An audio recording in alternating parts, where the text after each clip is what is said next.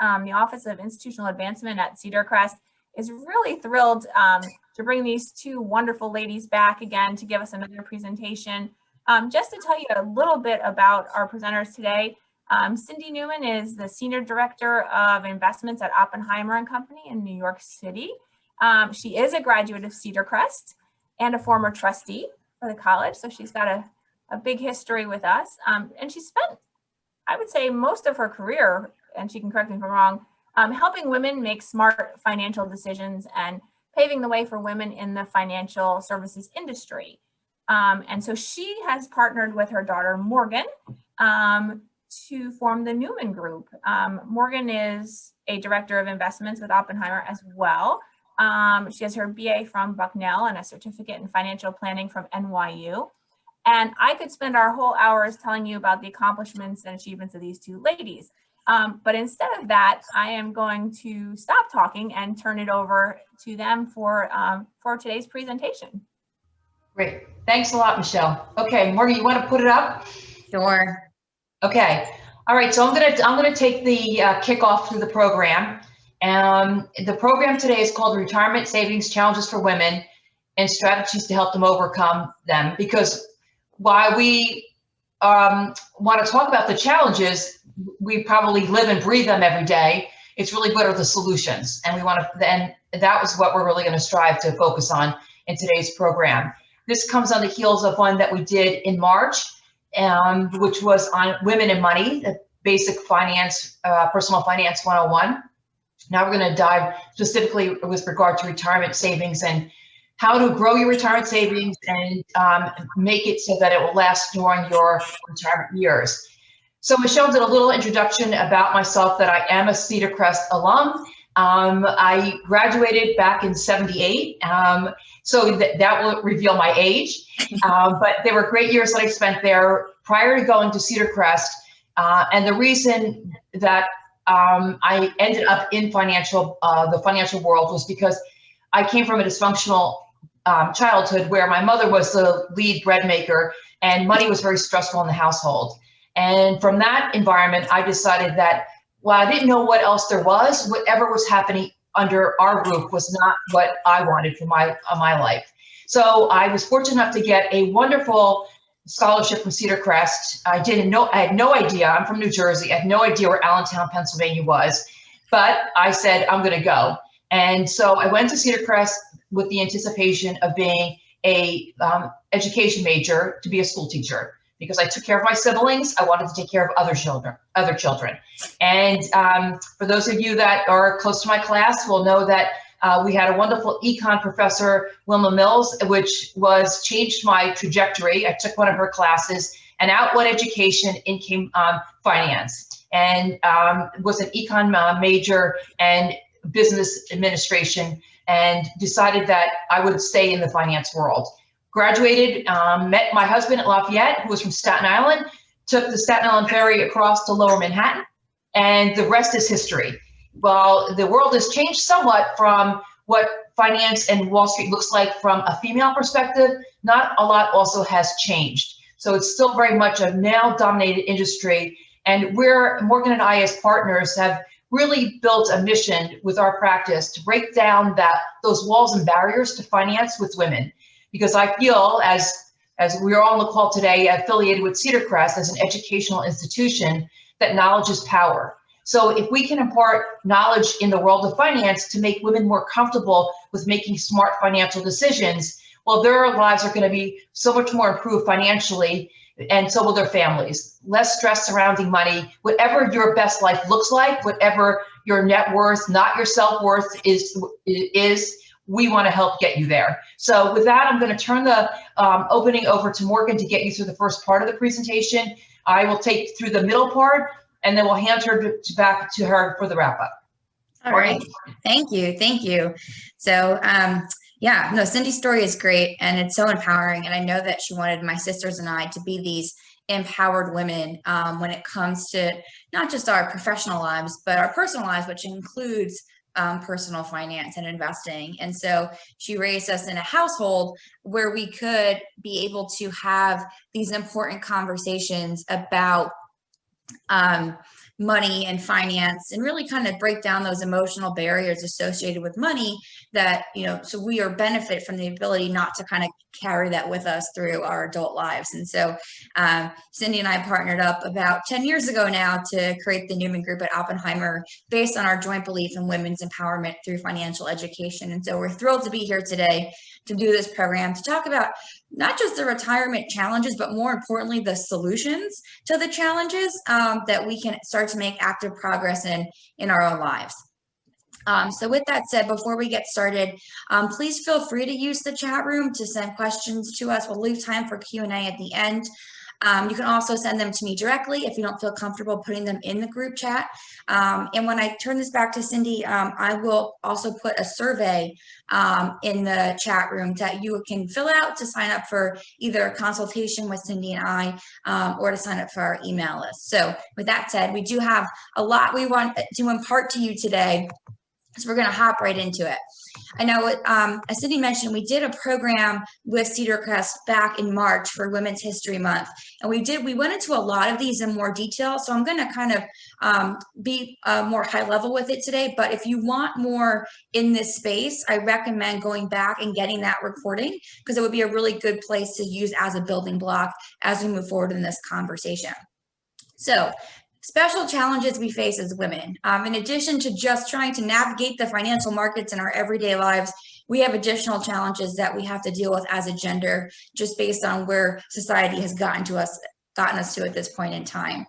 And so if you've heard any sort of women in money, women in wealth type presentation, you probably already know these, or maybe it's just intuitive, but some of the things that we have to contend with when it comes to our money is that we're going to need to make it last longer. We have longer life expectancies than our male counterparts. We need to make sure our money lasts on this planet as long as we do. And because we're living longer than men, whether it is through widowhood, divorce, or being single throughout our lives, we're going to be more likely to live on our own and managing our own money. So if you are someone who finds themselves maybe delegating or passing this responsibility off to somebody else, whether it is a spouse, partner, family member, whoever that might be, let this be your wake-up call to say it's time to start taking a more active role in your financial life. We're more likely to take career breaks for family caregiving, whether that's taking care of children or taking care of aging parents or other family members. Even with gender changes in the household, the typical gender roles, the word I was looking for, it still typically falls to the woman in the relationship to take care of the family caregiving, whether for children or parents. And then we earn less. So the gender pay gap is very much still real. It was actually at the end of Women's History Month in March that we actually celebrated Equal Pay Day, the day of 2021 that women have to work to make what a man made in 2020. And so because we earn less than our male counterparts, it has a trickle-down effect throughout our financial lives. We have less money then to put towards retirement savings. And then also, because we have less earnings, we have a lower Social Security benefit. So even if it's not something that you might be thinking about today, but it's going to have a ripple effect across the rest of your financial life throughout your life.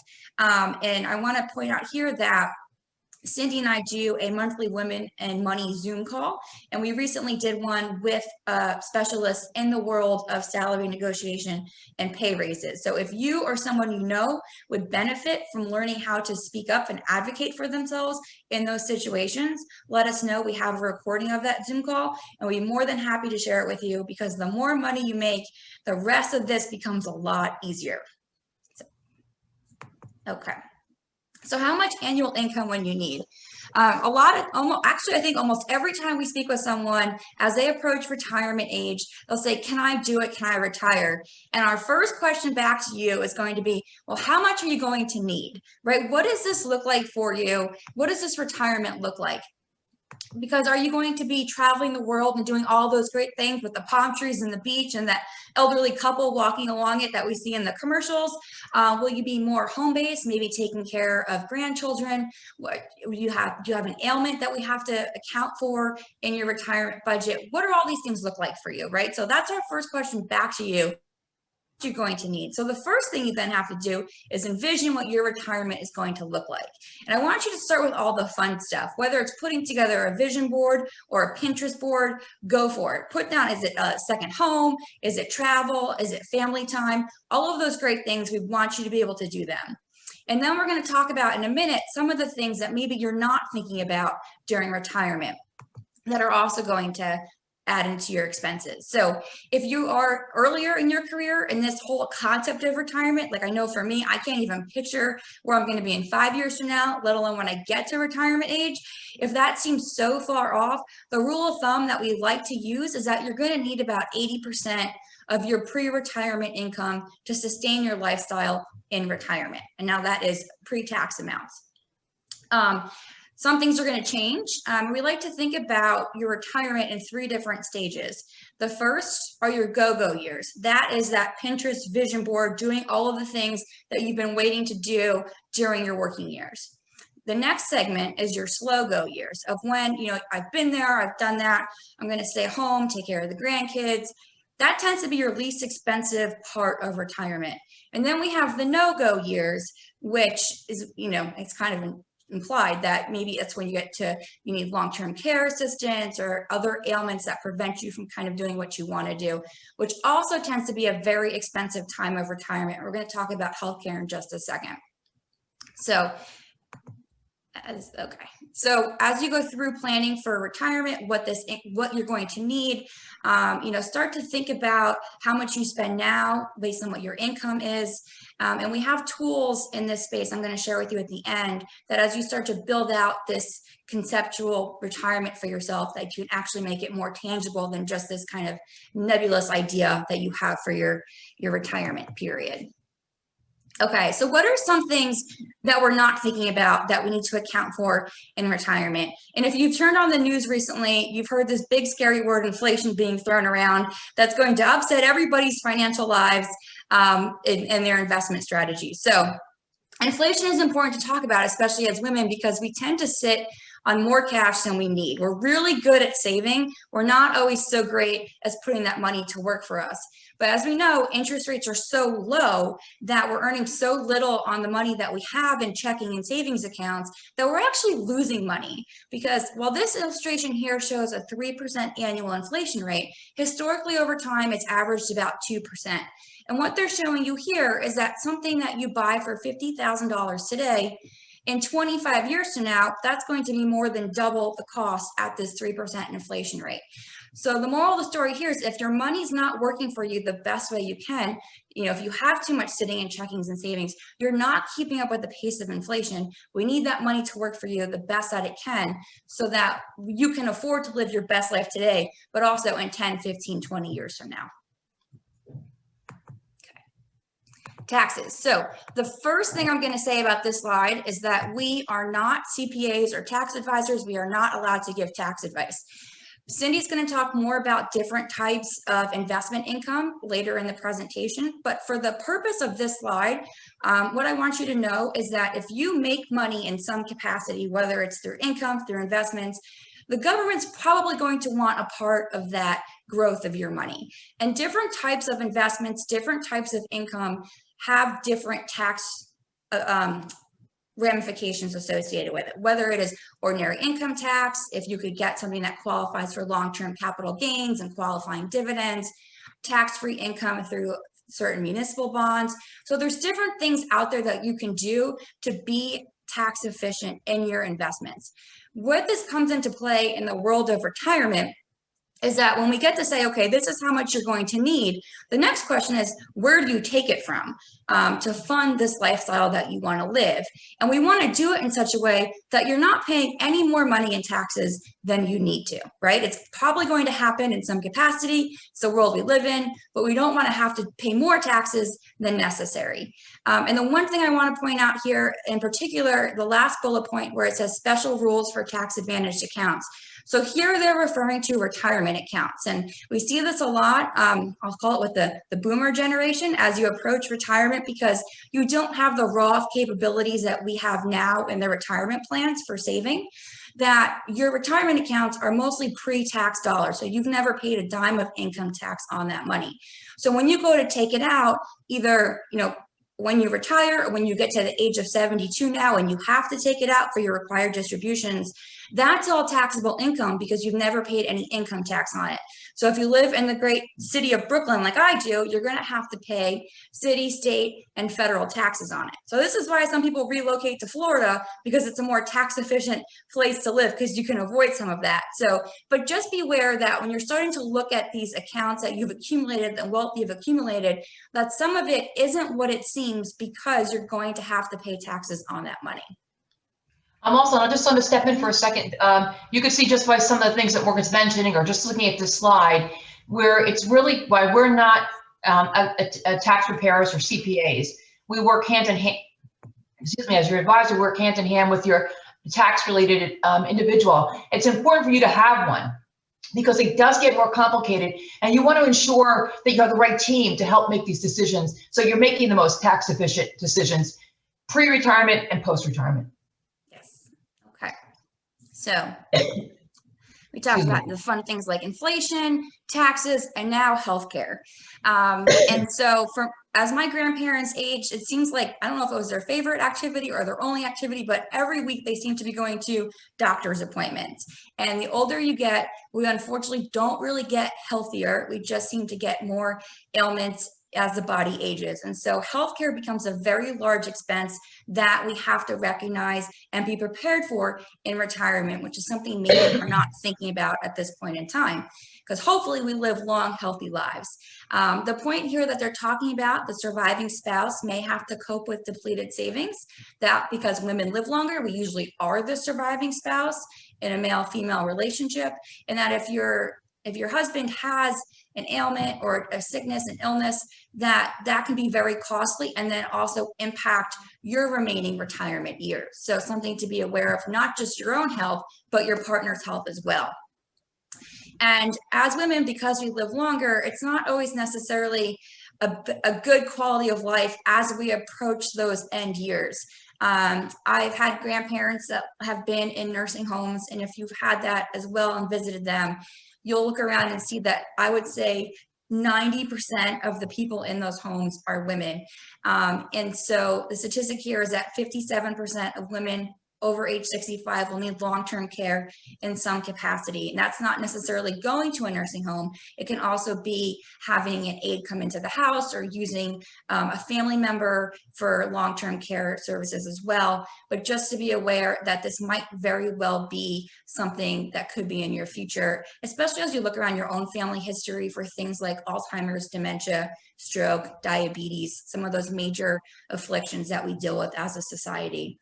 And the average monthly cost of a nursing home, you can see here, it's close to $7,000.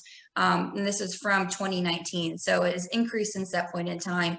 I believe the cost of healthcare for women is increasing about a rate of 5% annually. So it is a very large expense we have to contend with. And we put this on here, especially when we talk about long-term care, because, Medicaid will kick in if you completely deplete your assets. Medicare doesn't really cover long-term care. There's some nuances in there, but for the most part, you can count out Medicare. So you are going to need to fund your own long-term care needs in some capacity. And you can see by how fast that this could add up if you find yourself in that situation. So we always recommend when we talk to women to look at long-term care insurance. Maybe you decide at the end of the day, based on what the premium is, you decide to roll the dice and hope you don't need it. But it is something that we want you to at least look at and consider. And it's really for the next generation, because what you're protecting is that legacy that you would leave behind. And for people like myself and the millennial generation, we want you to talk to your parents and other people in your household and your family about their plans for long-term care as a way to start to open up this conversation of like, hey, mom and dad, if anything ever happened to you, what's the plan here? What do you want to have happen? I know my parents have long-term care, and it provides my sisters and I a tremendous amount of relief knowing that there is a plan in place, God forbid something should happen to them. Morgan, before you flip the slide, I just want to talk about one more thing on this. When it comes to Medicare, I think people think when you get to 65 that and maybe some of you are past that point, you can speak to this or know this personally, but Medicare isn't all comprehensive. There are still out-of-pocket expenses with regard to Medicare. So yes, it is. It does jump over once you no longer have health insurance from an employer. But the point being is that it's still out-of-pocket expenses, and depending on what your health circumstances are, they could be fairly sizable. And then the other thing with regard to it, with regard to Medicare, depending on what your income bracket is, will determine what your premium is for Medicare. So again, the reason I bring that up is to have tax-efficient planning, particularly with your current tax provider that understands the nuances of what your income looks like, ways maybe to jigger it a little bit so that you have less income one year, so your premium for Medicare might be less. Just things to think about. Because we never want a year to close and then the first quarter of the next year when you're doing your tax return for the prior year that there are surprises. You always want to be aware of what's happening from a tax perspective during that tax year. So if there's ways to mitigate taxes, that during that calendar year, you have a chance to move the pieces around the chessboard a bit. Okay. And then how long will retirement last?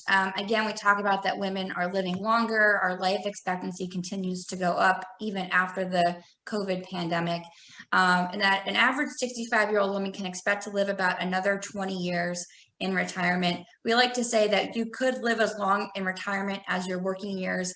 And the importance of this is that you just need to make sure that the money that you're saving and investing throughout your professional and working years is going to last you that distance, and that we don't want you to have this fear of ending up as a homeless bag lady because you've outlived your money, right? We want that money to go with you as long as humanly possible.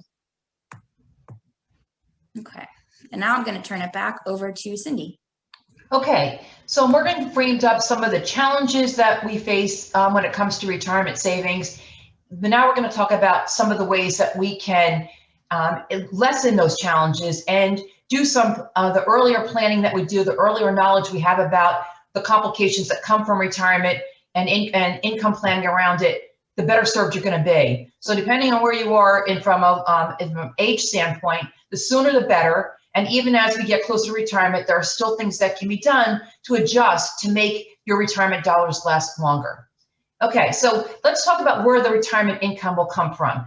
At the end of the day, when your paycheck stops, where do you fill the void? So some of this is intuitive. Social Security, if you're fortunate enough to have an employer pension, and there are still a few areas in our economy today that a pension is provided. Education is one of them, but it's not a given anymore, and they're way fewer and far between. And then the other place that we can fall back on for income planning for retirement would be what you have amassed personally. So your investment savings, your savings account, your bank account, your retirement savings obviously is a big component of this. So we want you to think about it as a three-legged stool about where your income is going to flow from. Let's talk about each of these individually. So Social Security, we could spend a fair amount of time on this topic because it's actually a fairly complicated one, and when deciding to pull your benefit, and if you have a significant other, spouse, and the nuances of if someone's older or younger and the right time to pull a benefit and how to maximize it for both of you is very important to understand. But I want to just say to you that, and these three bullet points I think are the most where you want to start to educate yourself about the nuances of Social Security and how it works. So first thing is it's your benefits based on the number of years you've worked and the amount you've earned. So the longer you stay in the workforce and the more you make, you're going to get a higher Social Security benefit.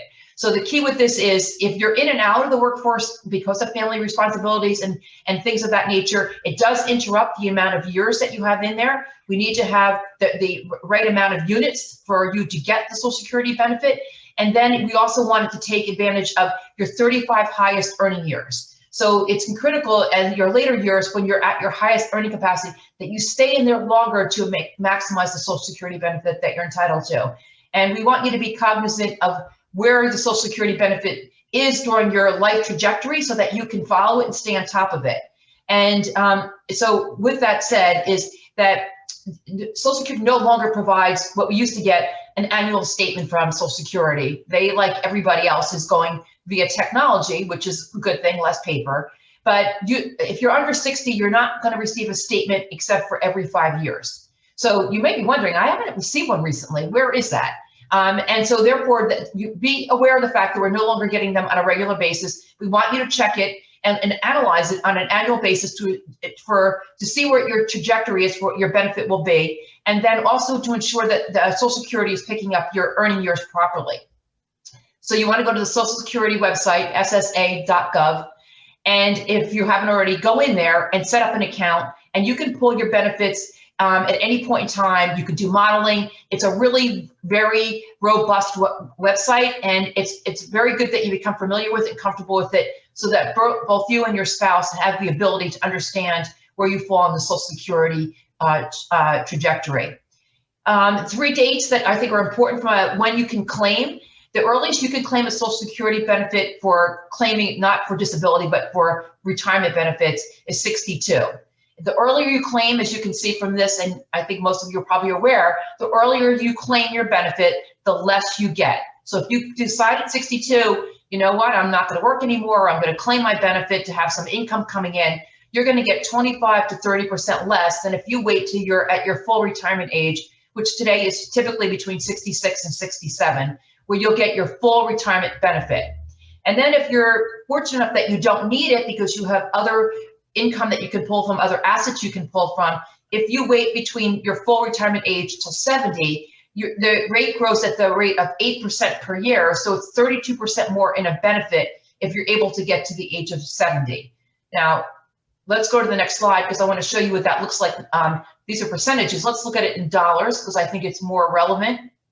So they're looking at here, the average today, the average benefit when someone pulls their benefit for all of us here in the United States, the average benefit that gets claimed is about $1,600, more or less, that the average claim is. The most you can claim, the maximum benefit if you wait to full retirement, is over $3,000. But for this slide, they're looking at if you were 66, the maximum you could get would be $1,800 right now, because that's what your earning capacity was, and that's what your Social Security maximum benefit was. So if you were able to claim at 66, if you decided that, you know what, I don't want to wait till 66, based on what I'm earning, I can claim at 62 and I'll get $1,350. So you can claim earlier, but then you're going to get significantly less money than if you wait till you're 66. And you can see each year that you wait, based on this particular illustration, and it would be true for all of us, depending on how much money you've made and what your benefit would be, but your amount's going to grow every single year that you kind of keep it at bay and don't pull the benefit. Now, it's great that if you don't need to claim it, that you can see the reason why you'll want to wait, because once you claim it for the rest of your life, and you lock in that benefit at that point in time for all essential purposes. You do have an inflation rider on it. Every year, the federal government decides what the inflation rider was, and they're going to attach it to the benefit for the previous year. So you'll get an inflation increase, but it's at the discretion of the federal government. You are getting one for 2022. There was no increase for 2021, but you will be getting one for 2022 because, as Morgan said, that scary word inflation is back out there, and we have some inflation happening post the COVID opening, and so benefits will increase slightly going into 2022. Now, so 66, you get $1,800. If you can sit on your hands and not pull the benefit till you're 70, you'll get over close to $2,400 for the rest of your life. Now, there's lots of conversation that surrounds this because this is just numbers. It's not your personal situation. Deciding to claim Social Security is a very personal circumstance. It depends on what's happening in your life. Some people say, I don't want to wait. I don't know if Uncle Sam's going to be there to pay me my benefit. I need the money now. I don't have longevity in my family. There's a host of things that are going to go into this decision. But I think you want to look at the entire landscape about pulling early at full retirement, and then if you can wait to maximum benefit at 70, past 70, it doesn't grow anymore. No benefit to wait. But I wanted you to see this, what it rolls out in hard dollars for you to make the decision that's appropriate for your family. Again, there are calculators on the Social Security website that will help do this math for you. And I think it's when you have a Saturday afternoon that's rainy and you want to look on the website, I would encourage you to be comfortable with it and utilize the resources that are there. Also, too, I just want to say, Morgan's going to talk about this. When we do retirement income planning for clients, we will want to know what your Social Security benefit is. So you should know at all times, for planning purposes, what this number looks like so that you can project it out. Okay, so Social Security is a solution of one of the legs of the stool. The other leg, if you're fortunate enough to have this leg, is the pension benefit. And when you get to retirement, and some of you on the call probably are getting there, and you have a pension benefit, what do you get? You get a nice packet of information from your employer with all these choices. It's another alphabet soup. So if 403B, 401K, 457, Roth, all these words aren't enough to confuse you. Now, at the time when you get close to retirement, you'll get a package from your employer with what your payout choices are. And this is a critical decision to make if you're fortunate enough to have a pension. We really want you to spend time with your financial advisor, your tax preparer, someone that's very comfortable with this space to help you make the right decision for you and your family. And the way a pension benefit works very basically is if you're just going to take the benefit for yourself, if there's a spouse, and you say, I want the maximum I can get, you're going to take what's called the single life annuity, where it's just like a Social Security payment. While you're on this good green earth, for the rest of your life, the insurance company that's affiliated with your pension plan is going to send you a monthly check for the rest of your life. If you decide that when you're 65 and you go into retirement, and next year at 66, you're no longer with us, that's the end of the money. It's gone because you've made the decision that's just on your life. When you're no longer here, there's nothing left for anybody else. It may be fine based on your circumstances, but if there's somebody else in your life that you want this benefit to go on, if you go first, well, then you want to have what's called the qualified joint and survivor annuity, so that your survivor benefit, your spouse will have the ability to collect the benefit if you're no longer here.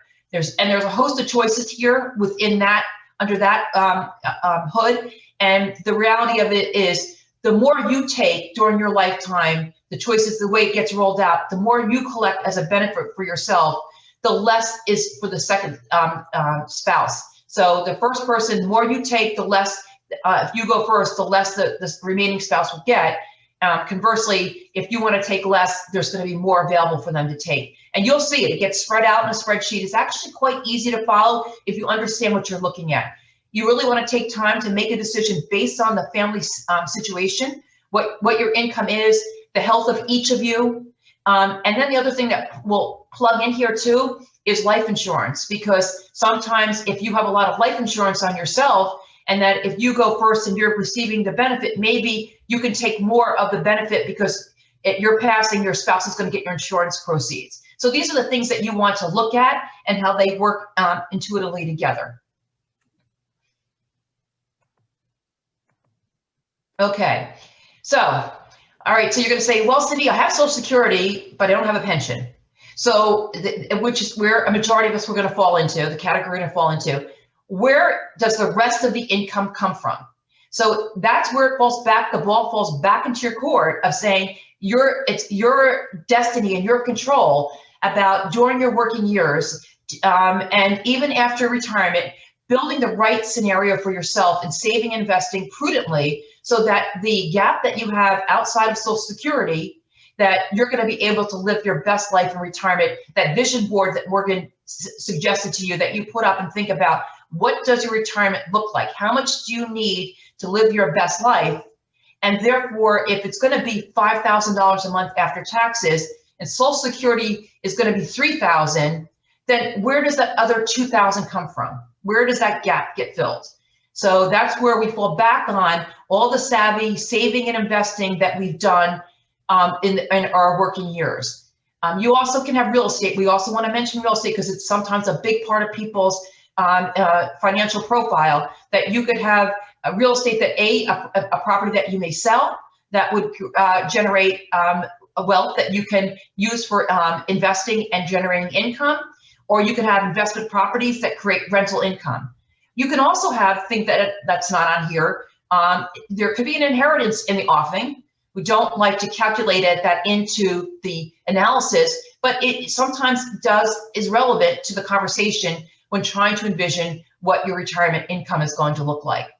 So the things that are here under investment income are dividends and interest, annuities, and retirement accounts. So dividends and interest, in the way that we're phrasing it here, is that it's from your investment accounts that are non-retirement accounts. So if you have an account at Schwab or Merrill Lynch, and it's not your IRA or your retirement account, it's your investment account. Well, depending on how that money's invested, if it's invested in stocks, by and large stocks, many stocks pay dividends, and you can use the dividends that they pay every year to live your best life.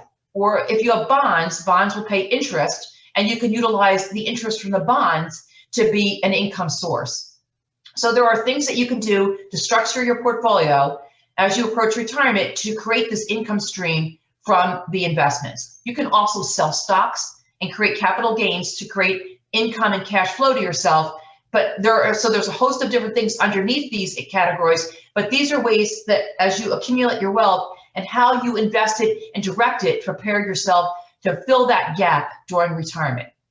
Annuities are another way to complement your retirement savings accounts. So in your retirement accounts, you traditionally think about the two things that come to mind for most of us are IRAs, 401k, or 403b. Those are kind of the big ones where a large amounts of money gets accumulated.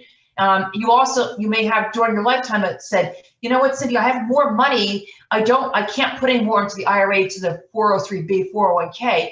Where else can I go that will have the same ability to grow tax deferred, and I can put as much as I want in to prepare for retirement? Annuities start to fill the space there. Annuities get somewhat of a bad rap in our world, in the financial world, because annuities are expensive from a fee standpoint.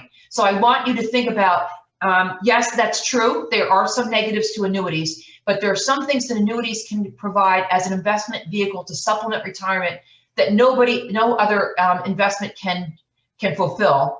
They're offered by insurance companies. They come with guarantees from a death benefit. They come with guarantees from an income benefit. Maybe they should be part of the conversation. I just wanted to raise the awareness with them because I think they do get a bad rap. They're not for everybody, but sometimes they make a lot of sense. And if you have an advisor and you're thinking about retirement income planning, have that conversation and see if somewhere they might or might not fit. Okay, let's move to the next slide. So identifying the gap, I just set you up for this. The annual income that you need. Again, everybody says to people, people come to us, I should say, and say, Cindy, I have $1 million in my 401k plan, my 403b plan. I think I'm going to be fine. Can I retire comfortably? And at the end of the day, the most important part of the retirement conversation surrounds what do you need at retirement? What does your best life look like? And that's where Morgan said, look at the vision board, try to get in your mind something tangible that looks like what your expenses would be for you to live your best life. That number is so critical. People often know when they would like to retire. I want to stop at 62, 65, 55, whatever your number is. That's easier for people to come up with than it is to say, I'm going to need $5,000 after tax a month. That's somewhere where people struggle. And we like to tell you, as Morgan said, 60 to 80% of your pre-retirement income is typically what people need. But again, it's very individual. Personal finance is personal finance because it's personal to you. So what you envision and then what you'll need is critical at the start of this whole calculation. And then you determine what is given, Social Security, pension, what the gap is, and then how to fill the gap. And that's where the outside investment savings and investment strategy is so critical. Okay, dealing with the shortfall. So how do we, if that is a red number at the end of the day, at the end of that subtraction, it's a red number, how do we solve for it? What's the solutions? So, okay, an easy one to say, not an easy one to do, is to increase your savings. So this is the counter to increase your savings, spend less, right? This gets into budgeting and looking at your budget during your working years. And it also may look at your post-retirement. It may be, if you're thinking you're going to need $5,000 a month after tax, maybe can we get by with $4,500? where can we cut back a little bit, either during your retirement, pre-retirement years to save, to invest the money. So the less you spend, the more you can save and therefore invest. It's going to help you get to your retirement goal. And then perhaps maybe spending less during retirement. So those are two things that will help you financially get to the end game. The other part of that will be evaluate your investment strategy, which I'm going to spend a little bit of time talking about next. And then the other things are about spending less during retirement, delaying your retirement, and working during retirement. So let's talk about evaluating your investment strategy. Because as financial advisors, that's the next slide, Morgan, please. Yeah, I'm just going to say, this is like your 6-7 minute warning, because we're getting good questions and I want to make sure we get to them. Okay. All right. So I'm sorry. Okay. As financial advisors, people that are immersed in the stock market, this is our wheelhouse. This is what we're born and bred to do. But it's so important that we impart this knowledge to you, because Morgan said women, by and large, as investors, are fearful that we're going to be bag ladies. We're going to live on the street because we're going to invest in the stock market. It's going to crash. We're not going to have any money left, and therefore I'm going to keep it in the bank. And because we're too conservative, our money doesn't grow hard enough to get to our retirement years that we can have that pot of gold that we need to retire. And what this chart will show you is that it breaks down different types of investments and what the returns have been over these years period of time. I won't go through this whole thing because it's obviously a lot of numbers. And also, this is as of 2014. So this is a dated slide. If I brought you up to 2021, how much the market's gone up over these last 6 years, these numbers look even more impactful from what stocks have done. And my point with this illustration is the more your money is invested well, the more it's going to compound at a higher rate of return, and the wealth accumulation is going to be a lot easier and a lot. It's not easy from the perspective that it compounds this rate every single year. The market's straight up. That's where the unknown comes from, and where we have the volatility of the stock market, and where we have the discomfort level. So we have to, as advisors, educate you, make you feel comfortable that if we have the right horizon, that the investment strategy, if it has a more aggressive stance, more stocks in the portfolio, you're going to get a higher return. The money's going to grow harder, and you're going to have more money to live off comfortably. The last 4 lines here, I want to draw to your attention. The 3-month Treasury bill is kind of the class of cash, and the 3-year average on cash here was 0.07, which is about right. We know the savings accounts are earning you absolutely nothing. So the more you have there, the fact that money's not growing, and you can't get what's in the aggressive, moderate, conservative portfolios, which have more stocks in them, and therefore you can see the returns. So the numbers speak for themselves. It's just the education. We'll go to the next slide, Morgan, about being comfortable about investing your money so that it can grow better for you. And okay, so invest more aggressively, spend less, delay your retirement. And what happens during delaying your retirement is that you're working, so you're not taking money out of your savings because you have cash flow, you have income. So you have more years to continue to accumulate, put money into the investment strategy, into your 401ks, 403bs, less time that you have to pull money out. You can postpone claiming Social Security to let it grow more, and you have access to health insurance. Simple solve, work longer. Here's all the benefits from working longer. And then the other side of it, which has become a lot more commonplace, not just from a financial standpoint, but from a wellness standpoint, is just not pulling the plug entirely at 65, because we are living longer, particularly us as women, as we've stated, that we want to continue to be active participants in society, whether it's volunteering, whether it's working part-time, whatever that may be. And then the same thing would happen if you worked part-time during retirement, that you would still have income, access to healthcare, the Social Security, same benefits, and the non-financial benefit of being an active participant and keeping yourself emotionally and physically engaged helps you financially as well. Okay. Okay, so we covered a lot in a very short period of time, and you probably are swimming in thoughts about all the different things you have going on in your personal and financial lives. So how do we start to put this all together, right? So we talked about first just envisioning that retirement, creating that vision board, that Pinterest board of what your best retirement years look like to you. And then starting to think about, okay, what is that going to cost you? And then what are the sources of income that you have out there that you can pull from, whether it's Social Security, pension, investments, etc. And then looking at if you have a gap. And then starting to figure out, based on some of the strategies that Cindy talked about, do you work longer? Do you invest differently? What's that combination of things look like for you? And so what this is kind of building is the outline of a financial plan or retirement plan for you. That's what when you talk about financial planning, this is the concept of what we're getting at. This is what Cindy and I do as financial advisors. That helps us determine how to invest for our clients appropriately.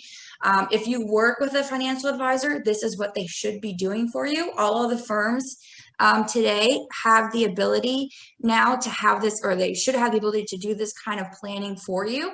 And it really helps put it into context and say, you know what, like this is what your goal is, and this is how we're going to get you there to make sure that you're investing appropriately for you.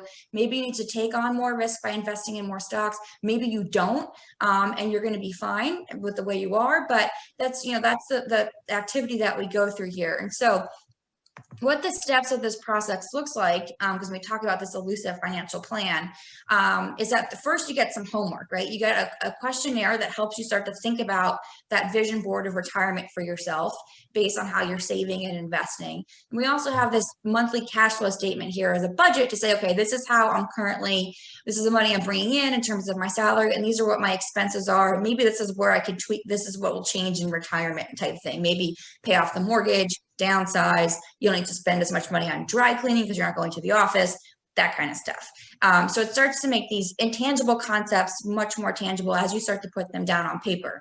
And that being said, we always recommend doing this on a computer or in pencil because everything changes all the time. It's a very fluid, dynamic process. And then we take this information and we put it into the plan. And what we look at is three different things. First, you'll see here in the top box, and this is all hypothetical illustrations, of what your goals are. And you'll put down things like healthcare and retirement, but you could also say, you know what, I want to buy a lake house, or I want to travel the world, or I want to leave money to my favorite charity or school, like Cedar Crest, right? Exactly, whatever that might be, which is probably a plug for the next program we're going to do on legacy planning and philanthropy. But so we get to do all this kind of stuff and kind of play the game of life to figure out what does this look like for you. And then we take how are you saving and investing at this stage of your life, and we project out, given thousands of different potential market scenarios, what your likelihood of success is, which is a very nice way of saying, are you going to run out of money while you're on this planet or not? And so in this scenario here, you'll see that how on that one dial that they're at 64% based on how they're currently saving and investing and when they want to retire and what they want to do.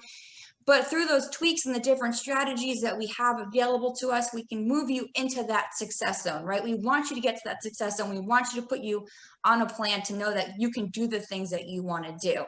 And then because I personally am a numbers person, I like to make this even more tangible.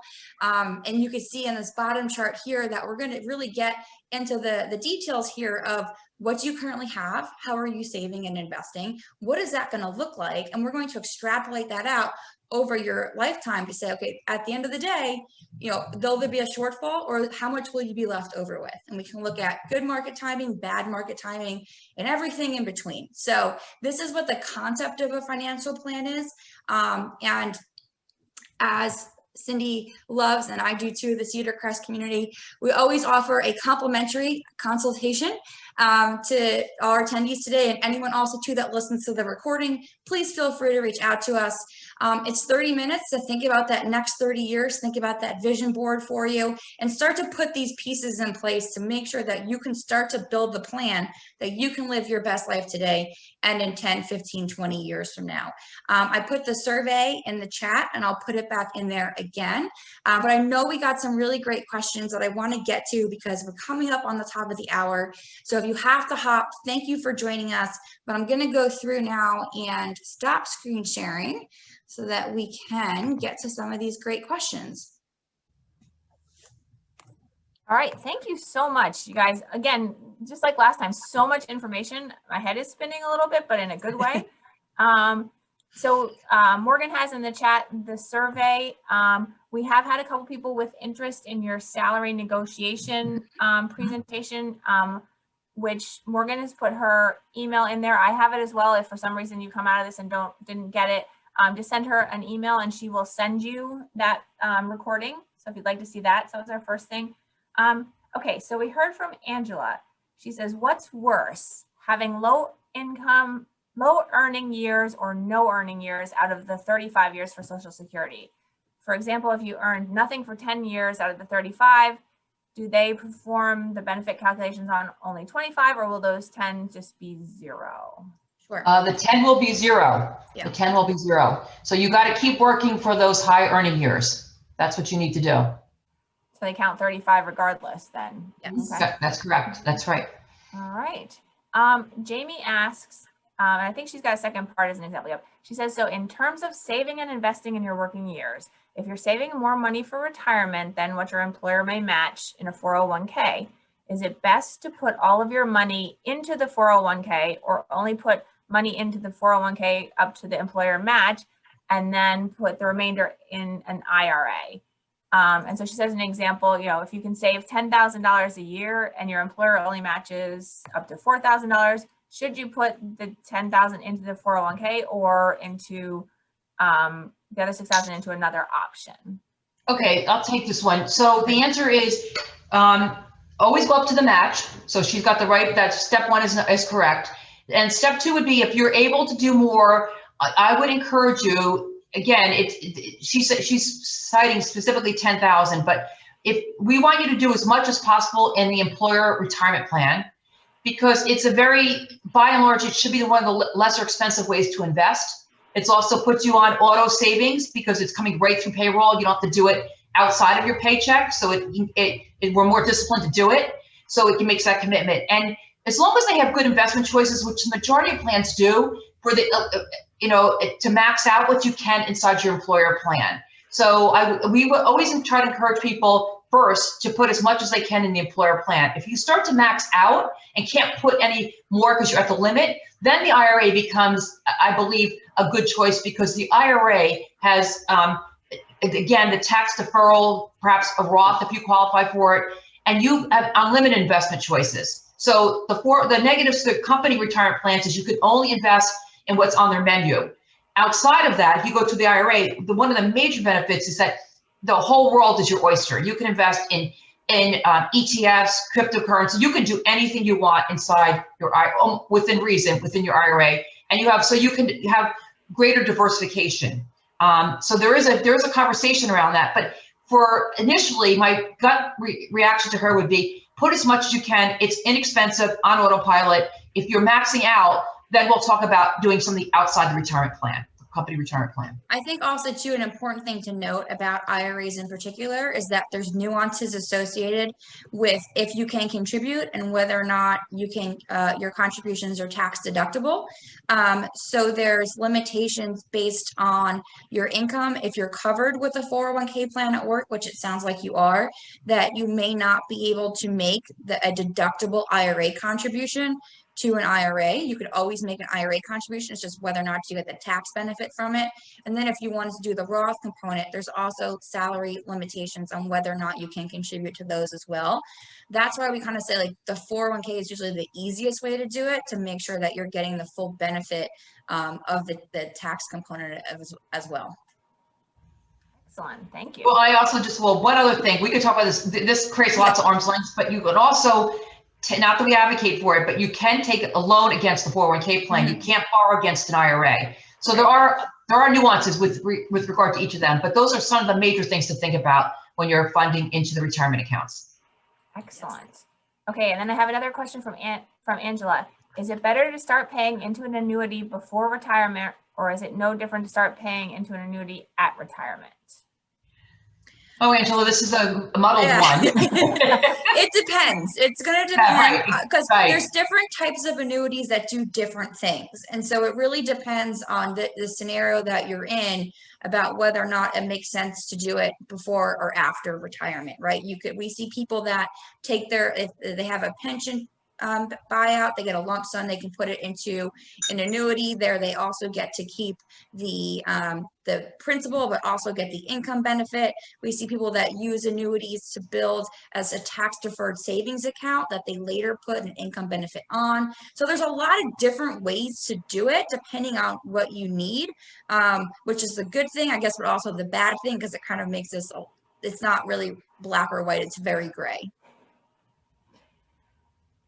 All right, and then we've had a couple questions about can people get copies of the slides or the forms that you were showing to kind of calculate out like where you are? Yep, absolutely. Yeah, fill out that SurveyMonkey link.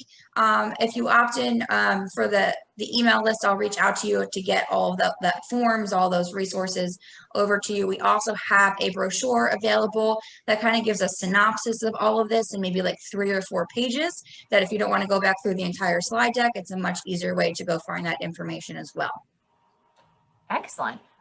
So then we get into kind of some comments, some thank yous, and Kelly Hall, who is our Cedar Crest study abroad coordinator, director, whatever her exact title is, gives her non-financial advice to travel the world, which is not at all surprising, and a couple of people seconding that, so that's awesome. But I think that's all we have for the specific questions. Let me put in a plug. You will get another email, but we will be doing the third in our series of presentations on Tuesday, November 9th, talking about estate planning basics. So we kind of touched on that, and you guys touched on that a little bit.